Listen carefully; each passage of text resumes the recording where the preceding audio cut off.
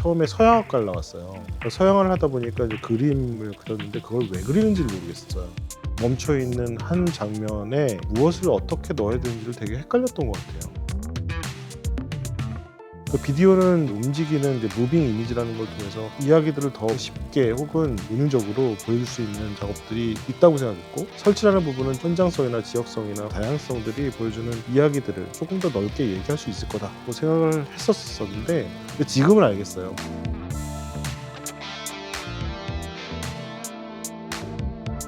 개념을 통해서 여러 프로젝트를 진행하고 있는 현대미술 작가 김기라입니다.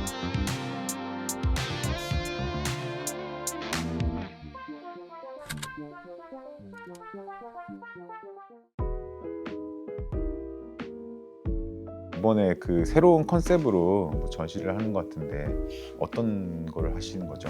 그 공간이 작가의 방이고, 단순하게 이제 스튜디오에서 작업을 해서 그것들을 전시하는 방식이 아니라 현장에서 만나고 회의하고 누구나 이제 작업을 하는 데 있어서 개입할 수도 있는 요지가 있고, 참여자들이 오시는 과정의 워크샵, 공감하고 연대하고 조금 더 공동화시킬 수 있는 방식을 세 가지로 좀 압축해 봤어요. 첫 번째는 사유이고, 두 번째는 공유이고, 세 번째는 향유라고 하는 방법인데, 사유와 공유와 향유라고 하는 부분은 저한테는 되게 중요한 또 작업의 그 핵심적인 부분이기도 하거든요. 사적 영역의 고민들이나 어떤 생각들, 개념들을 공동화시킬 수 있는 공유 형태로 재편해서 넓히는 것들이고, 공유화됐었을 때 이것이 혼자 것이 아니라 이제 공동의 의제, 어젠다로 이렇게 발전되는 과정에 관객이나 그것들을 다시금 바라보는 입장에서 향유라고 하는 형태에서 소비하는, 같이 고민해보는 감론의 장을 만드는 과정들이 있다고 저는 보는 거거든요.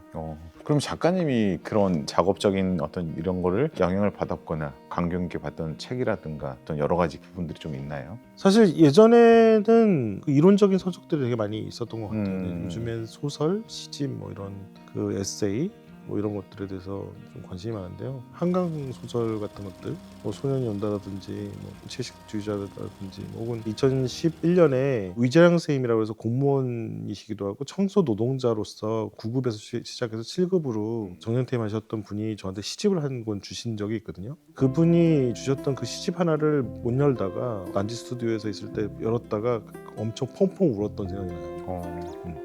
잠깐 이렇게 울컥해지는데, 살아간다는 것 혹은 고등어 한 마리 뭐 이런 시집들을 보면서 한 사람이 기록했던 삶의 그 기록들이 텍스트라고 하는 글자를 통해서 어떻게 전해줄 수 있는 감정들이 얼마만큼 큰지를 그때 또 알았고, 힙합 가수들 또 작곡가들하고 같이 협업해가지고 위즈랑의 노래라고 하는 그것이 정가가 아닌 잡가 형식으로 하위 문화의 방식으로 노래로 남겨두는 또 프로젝트가 있었어요. 그러니까 그 말했던 책들이 네. 어떻게 보면 개인적으로 역사적으로 약간 억압받았던 그런 개인에 부분들, 대한 얘기들을 개인들의 하고 있죠.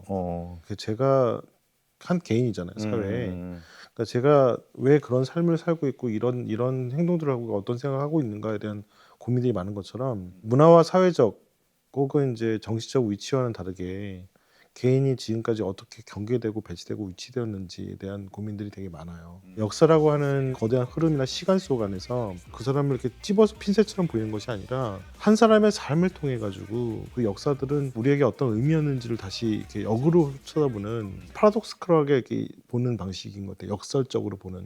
위재랑 선생님의 노래에서 보면 개도국에서 태어나서 지금까지 노인으로 성장하면서 몸으로 느껴왔던 그 삶의 정점들을 시로 남겨놓고, 그 시들을 가지고 제가 다시 교감하고 다른 방식으로 보여줄 수 있는 위재랑의 노래라고 하는 것들로 만들어지기도 하고, 제가 잘 읽었던 책 중에 이제 아서 캐슬러의 그 한낮의 어둠을 통해 가지고 보는 그런 이념의 문제나 혹은 이제 공동체의 문제를 제가 옆에서 있었던 어떤 작가님이 그 안기부에 끌려가서 주문당했던 거기서 확인하기도 하고, 알렉산더 솔체니치라고 해서 붉은 수레바퀴라고 하는 러시아 소설가 중에 한 명인데, 이념의 무게들을 통해서 우리가 어떤 삶을 살았는지, 그 격변하는 시대 속에 개인은 어떤 그 위치에서 어떤 고통들을 받았는지를 보는 그런 작업들을 단편적이지만 주인공들을 아주 일반화시켜서 보여주기도 하고, 또 그걸 각색해서 무용이나 아니면 퍼포밍처럼 이렇게 사회적 조각의 방식으로 보여주기도 하고, 또 여러 방식들을 취하고 있는 것 같아요. 그래서 어떤 영향을 받았을 때 꼭 텍스트에서만 찾지는 않고요. 예전에 봉준호 감독님이 그런 말씀하신 적 있어요. 해결되지 않는 그 어떤 걸 계속 고민하다가 꼬리에 꼬리를 물고 꼬리를 꼬물다가 문고리를 하처럼 하나 발견한 그 단서 하나를 가지고 계속 파들어가다 보면 거대한 어떤 개념과 마주할 때 마찬가지로 저도 활동하고 돌아다니고 지역을 탐방하면서 겪게 되는 이야기들로 쫓아가서 거기서 만들어지는 이야기들을 구체화시키도록 노력하는 편이긴 합니다. 거의 뭐 단서를 가지고 네. 쫓아가는 탐정 같은 느낌이 드네요. 탐정 같은 느낌도 있어요. 그러니까 작가는 약간 탐정 같다는 생각 들어요. 남이 보지 않는 부분을 좀 봐야 되는 것도 있고 그것을 면밀히 기록적으로도 찾아보다 보면 기록되긴 하지만 보여지지 않는 그 어떤 것들이라는 프로젝트로 전환시킨 게 있거든요. 그러니까 역사에는 분명히 기록이 있거나 그걸 자세히 묘사는 하지 않지만 항목들로 이렇게 정리된 것들이 있는데 이걸 제3의 가공을 통해서 우리가 놓친 부분들을 이렇게 보여주는 그래서 다시 닫혀있던 그 기록들을 이렇게 열게 하는 때로는 이제 쌍용 자동차 문제 그때를 쫓아다니면서 고민을 했던 것들이 있는데 예술가가 뭐 하는 삶일까 이런 생각이 들었어요. 이 문제를 해결해 주지도 못하면서 어떻게 돌아다니면서 그들을 만나고 그들에 대해서 작품을 할 수 있을까 고민하다가 보니까 제가 듣고 있는 사람인 거예요. 그리고 또 보여줘야 되는 사람인 거예요. 근데 그때 생각했던 게 IMO 카메라 프로젝트나 IMO 스피커 프로젝트라고 하는 개념으로 전환됐던 적이 있어요. 그러니까 카메라가 있는 자리가 관객이 있는 자리니까 아무도 듣지 않는 이야기들을 공공의 장소와 공동의 장소로 확대시켜서 보여주고 그들의 이야기들을 들려주는 스피커로서 혹은 이제 뷰파인더 역할로서 살 수 있겠다라고 해서 한 프로젝트이긴 해요. 네. 다양한 그 작업들을 하고 계시잖아요. 네. 초기에는 미디어 아트 작업으로 전시를 제가 했던 걸로 기억하는데 맞아요. 처음 첫 전시는 비디오 아트, 그러니까 싱글 채널 비디오나 설치들을 많이 했던 것 같아요. 처음에 서양학과를 나왔어요. 그러니까 서양을 하다 보니까 이제 그림을 그렸는데 그걸 왜 그리는지를 모르겠어요. 단순하게 이제 그 멈춰 있는 한 장면에 무엇을 어떻게 넣어야 되는지를 되게 헷갈렸던 것 같아요.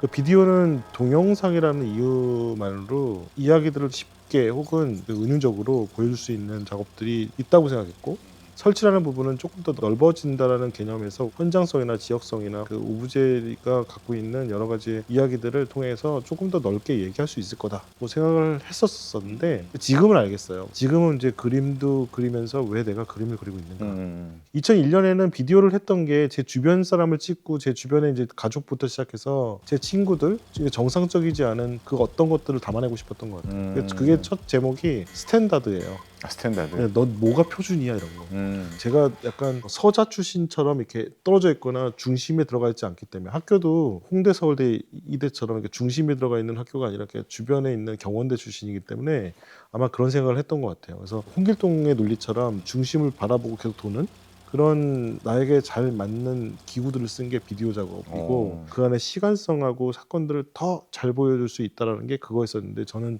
오해하고 있었던 것 같아요.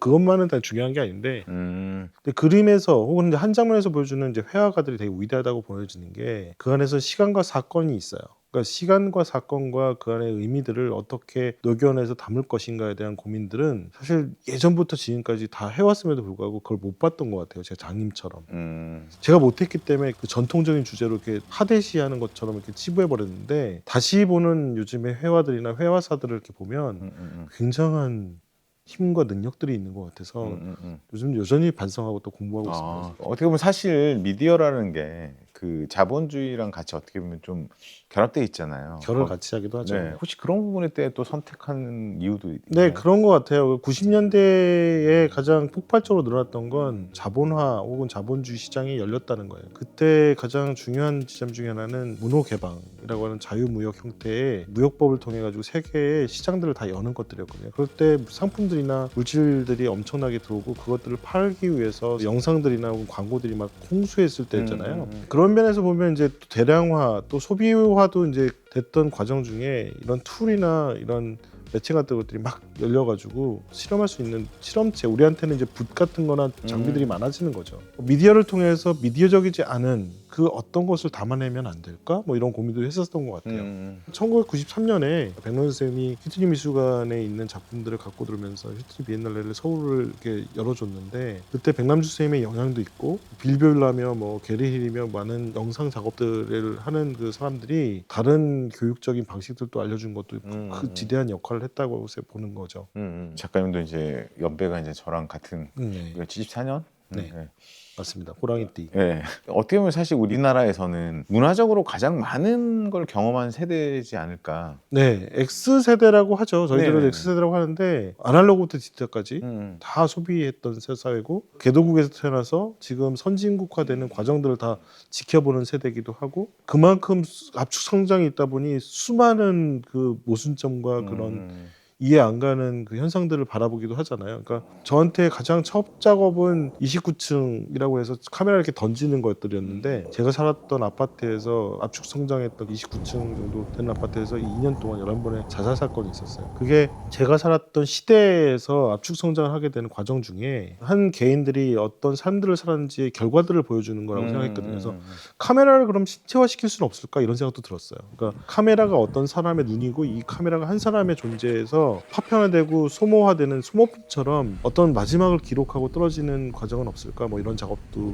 했었었고 한강대교와 마포대교 앞에 불꽃놀이가 막 있잖아요. 그렇죠.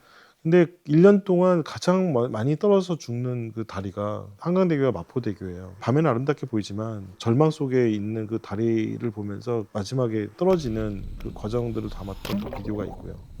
사실 이제 그 미디어로 시작을 하셨잖아요. 네.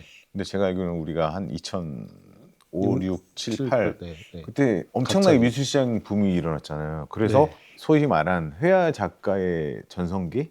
사실 비디오나 이런 설치 작품은 돈이 안 돼요. 계속해서 작업을 이어가거나 계속 그 생명력을 이어갈 수 있을 때 그거 좀 어려움을 느끼죠. 근데 전 다행히도 회화를 했다는 장점이 있어요. 아 원래 전공을. 네, 전공을. 네네네. 또 그때 유학을 2004년부터 2007년까지 하면서 거기에서는 비디오를 할 수 없는 과정이에요. 왜냐하면 제가 알고 있지 않은 사람을 제가 카메라로 들릴 수가 없잖아요. 저를 찍을 수밖에 없어서 It's your around라고 그래서 이것이 너의 범위야라고 하고 아주 구석에 찌그러져가지고 이제 유학할 수밖에 없는 구조를 제가 빨개 벗고 공원에서 부르는 작업이 있는데 잠시 카메라를 꺼놓고 내려놓을 수밖에 없었던 시기예요. 그때와 맞물려서 다행히도 제가 2006년에 설치 작업으로 이제 스페인 마드리드에서 전시했었을 때 16세기, 17세기에 그렸던 그 바니타스의 페인팅을 보면서 21세기의 정보는 무엇이고 왜 나한테 그것이 중요할까? 그때부터 이제 고민했던 것 같아요. 왜냐하면 그때까지는 뭘 그려야 되는지 모르고 있다가 공부하면서 회화에는 사건과 시간들이 들어가 있고 시간 안에서 너의 위치가 어디에쯤에 있는지를 봐야 되는 작업들인데 그때부터 드로잉이랑 이제 설치 혹은 이제 페인팅 작업을 계속 시작을 했던 것 같고 그 시기랑 잘 맞물려서 정문화를 그리게 되면서 잘 팔린 것 같아요. 그러면서 이제 또 그거 가지고 팔다가 그 시장과는 관계없이 이제 갑자기 제가 무슨 짓을 하고 있는지 이렇게 좀 헷갈리기 시작하고 그림을 그려서 파는 그 커머셜 작가처럼 이렇게 행동하고 있는 거예요. 이렇게 스스로 또 보게 되잖아요. 그래서 단순하게 이제 공부한 것 같고 혹은 이제 서양에서 멋있는 교육들을 받은 것 같고 소위 말하는 빠다무친 것처럼 많은 유학생들이 그렇죠. 유학 갔다 오면 굉장히 선진화된 어떤 이미지나 방법들을 갖고 와서 재현하고 제시함으로써 주목을 받기도 하지만 저도 그랬던 케이스도 하지만 그거를 스스로 다시 돌아봤을 때 그게 아무것도 아닌 거예요. 그래서 작가는 마라톤을 뛰는 것처럼 오랫동안 뛰어야 하는데 나는 지금 무슨 일들을 하고 있는 거지? 라고 다시 돌아봤을 때 다시 공부가 필요하겠다는 생각이 들었어요. 어떻게 보면 그렇게 시장에 흔들리지 않고 끊임없이 작가님 스스로가 질문했기 때문에 2009년도에 올해의 젊은 작가상? 젊은 예술가상. 예술가상. 네. 그걸 받으셨는데 네. 제가 약간 관운이 되게 많은 것 같아요. 상폭인 것 같은데 그건 제가 받을 수 있는 건 아니었고요. 운이 좋아서 받은 것 같아요. 그러니까 유학 갔다 와서 2009년에 창동 스튜디오에서도 전시했었고 뭐 나중에 국제갤러리에서 전시하고 또 신호탄이라고 해서 국립현대미술관 이제 서울관이 생길 때쯤에 전시를 막 하고 있을 때 조금 이슈가 되거나 주목받는 작가처럼 이렇게 보여줬어요. 상을 받았다는 게 중요한 건 아니고 그 계기로 작품들이 좀 바뀌기도 하고요. 생각이나 책임감과 의무가 사명감들이 많이 그 전환되는 관점도 있어요. 그래서 그 상을 받고서 제가 이 상을 받을 수 있을까? 과연 네가 뭘 하는데? 네가 뭘 잘해서 그 상을 받는데라고 다시금 질문했을 때 부족한 게 많아서 사실 다시 떠난 거였었고 2011년부터 해외 레전시들을 돌아다니면서 공부를 더 하려는 거였었고 거기서 그렇게 공부했던 걸 다시 한국에 오면서 2012년에 인천 아트 플랫폼에 이제 백년도 프로젝트나 인천의 어떤 그 역사들을 가지고 예술가로서 이런 공동체와 공동선이라고 하는 부분들을 어떻게 가벼이 할 수 있을까에 대한 고민들을 많이 했던 것 같아요. 그래서 2015년까지 수많은 지역들을 돌아다니면서 공부하고 전체 역사에 개인이 어떻게 살고 꾸려가고 있는지, 지금 현재의 상태는 어떤지를 끊임없이 탐구하고 연구하고 함께 해왔던 시간들이 또 2015년에 올해의 작가상이라고 하는 최종 후보 사인에 또 들어가게 하는 결과도 만들어낸 것 같고요. 작가님이 지금까지 이런 작업을 하게 된 어떤 원동력이라 할까? 아니면 사명 아닌 사명 있잖아요. 자기가 네. 그린 거에 대한 어떤 배경이라든가 네. 가끔 그런 질문을 하잖아요. 나는 왜 이런 작업을 할까? 네. 왜 여기에 관심을 두지? 예술이라고 하는 게 그런 것 같아요. 왜 음식도 맛있는 걸 먹어본 사람이 맛있는 걸 만들려고 노력하는 거잖아요. 근데 예술도 감동을 받은 사람이 감동을 전해주는. 그러니까 저는 예술을 통해서 감동받은 게 되게 많은 것 같아요. 저도 그 감동을 받았기 때문에 남에게 전해주고 싶은 그 어떤 거. 그래서 정말로 좋은 작업을 하고 싶을 때 그게 멋있고 화려하고 이런 게 아니라 진짜 사람의 이야기를 통해서 사람을 감동시키는, 그게 이제 사명감이라면 사명감이고, 그게 예술이고, 그게 인간의 본연이 아닐까 뭐 싶은. 그래서 또 어려운 짓을 또 하고 있습니다. 그러면은 작가님은 어떤 작가로 남고 싶은 거예요? 글쎄요. 저도 그런 생각을 많이 해봐요. 넌 작가야? 이렇게. 그러니까 예전에 제 스승이 처음에 이제 데뷔하고 막 작업할 때 엄청 그 작업을 하고 있는데 갑자기 어느 날 오더니 웃으면서 너 새끼 작가야? 이렇게 물어본 적이 있어요. 아, 선생님 저 작가 아니에요. 진짜 작가 아니에요. 근데 그분은 저한테 스스로 작가라고 명하지 말고 네 주변이 인정해주는 작가가 됐으면 좋겠다라는 그 뜻을 갖고 계셨던 건 사실인 것 같아요. 2년째 똑같은 질문을 하셨어요. 그 똑같은 시기에 10월 달이었는데 그때 뭐 전시가 되게 많았고 17개의 전시들을 막 하고 있었고, 저한테 너 이 새끼 작가야? 또? 이렇게 물어보시는 거예요. 아, 선생님 저 작가 아니에요. 진짜 작가라고 생각해본 적 없어요. 근데 저한테 기라야 너 작가 다 됐어 이렇게 얘기하시는 거예요. 또 3년째 되는 그 시기에 똑같이 물으셨어요. 기라야 너 이 새끼 오늘 작가야? 그랬더니 아, 선생님 진짜 저 작가라고 생각 안 하고 지금 멀었다고 생각합니다. 그 작가가 뭔지 잘 모르겠어요. 그랬더니 기라야 너 작가야. 근데 펑펑 울었던 생각이 나요. 그러니까 왜 그랬는지, 작가는 왜 그래야 되는지를 그때 좀 잠시 느낀 것 같아요. 그러니까 작가로서 스스로 그 아우라를 만드는 게 아니라 늘 뭘 하고 만들어내고 생각하고 고민한 그 흔적들이 계속 남게 되는 세상의 기록자? 혹은 이제 이타적인 어떤 걸로 계속 성찰하는 그런 자? 진짜 방금 작가님인 것처럼 우리는 좀 더 본인을 많이 보는 것 같아. 네, 나르시스트는 아니죠. 아니, 전혀 다른데. 소시오패스나 이런 거 전혀 다른데 이제 뭐냐면 본다는 게 빠져든다는 게 아니라 맞아요. 이거를 좀 더 직시한다는 거죠. 그럼에도 불구하고 남한테 관심들이 많잖아요. 네. 그래서 작업도 그런 것 같아요. 제 작업도 그래서 약간 이제 사람이랑 제 동료 혹은 주변이 관심이 아직도 많은 것 같아요. 그래서 이렇게 살고 있다. 네. 어떻게 보면 사실 우리가 같은 시대에 또 연배도 같고 늘상 저도 이제 작가님의 성함은 알고. 또 전시도 많이 같이 했었어요. 아, 그랬나요? 네네. 아. 네. 저 얼굴 뵌 적은 거의 없죠. 네, 그래 오늘 참 만나서 또 작가님 얘기도 들어보고 네. 저도 이제 공감대도 많이 또 되고, 그러면서 또 작가님의 그런 여러 가지 색깔들을 저만의 방식으로 한번 그려봤습니다. 아, 감사합니다. 네. 우와. 감사합니다. 굉장히 몬스터리한데 네네. 굉장히 재밌네요. 네. 너무 그림을 잘 그리시는데요. 주진 않습니다. 아, 네, 알겠습니다. 나중에 꼭 남겨주십시오. 아, 예. 사실 오늘 좀 즐거웠던 것 같아요. 저도. 네, 저도. 왜냐면 그런 우리가 아까도 뭐 X세대도 얘기하지만 참 우리가 열심히 살았구나. 네. 정말 열심히 또 작업도 했었고 열심히 왔기 때문에 지금 이 자리에 있지 않나. 네, 감사합니다. 여러 가지 작업해서 또 좋은 공간, 좋은 전시에서 또 같이 뵀으면 좋겠습니다. 아, 네. 늘 응원하겠습니다. 네, 감사합니다, 선생님. 아무튼 오늘 수고 많으셨어요. 네, 감사합니다, 선생님. 네.